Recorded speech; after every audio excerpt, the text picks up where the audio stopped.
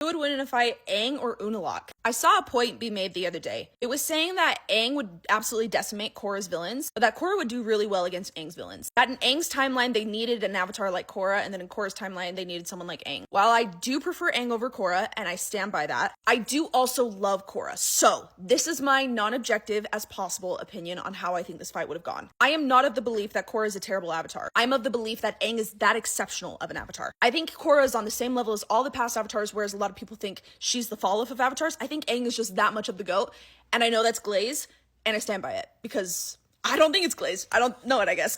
Anyways, who would win this fight? I personally don't think it even would have gotten to the point that it did in The Legend of Korra if Aang was the avatar. I think Korra was super irrational in season 2. I think personally the writers did her so dirty because they made her unbearable in season 2, and I stand by that. But I don't feel that way as much in seasons 1, 3, or 4. So when people say they hate Korra, I'm like, you only watched until season 2 and stopped watching, I swear. Because Aang, we know, is way more in touch with his spirituality. I think he would have found a way to meditate, go into the spirit world, figure out what was actually going on before any of this even happened. Not only that, he is unfortunately a way better judge of character than Korra, also, in my opinion. I think Korra was easily manipulated because of the way that she was confused, the way she was raised, the way she was sheltered, and Aang wouldn't have had that problem, in my opinion. But let's say that none of that's true, and Aang gets to the point where he is fighting Unulaq as the Dark Avatar. I saw another creator make this point. I think it was Chris, not positive, but the point that was made was that the moment that Korra really went wrong, right before she lost the connection to the past avatars, is that she decided to fight a waterbender surrounded by ice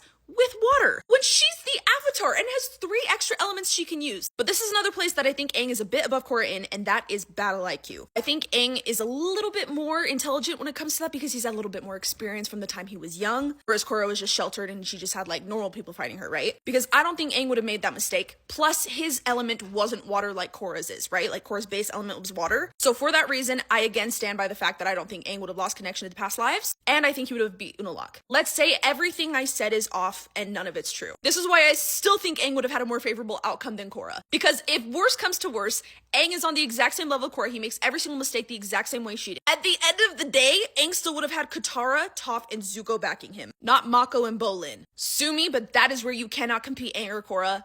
His group is 100 times better than Korra's. Anyways, I am going to make a video on all the things I love about Korra because I'm often saying I love her and then talking about why I like Aang more, and I'm sure that people don't believe me at this point. But I will be doing that, and you can follow along if you want to see my Korra defense videos because I really do love my girl. I just prefer Aang personally.